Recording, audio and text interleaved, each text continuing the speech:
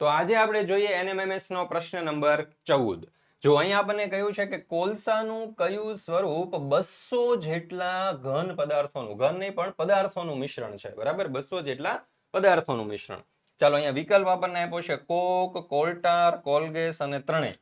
ચાલો તો સાચો જવાબ આપણે નિષ્ઠાને પૂછીએ. નિષ્ઠા, આમાં તને સાચો જવાબ કયો લાગે છે? જોતો જરા. બી બી.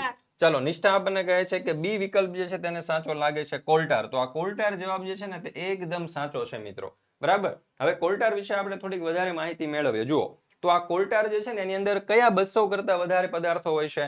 તો એની અંદર જુઓ બેન્ઝીન, ટોલ્યુઇન, નેપ્થલિન, ફિનોલ, એનિલિન વગેરે.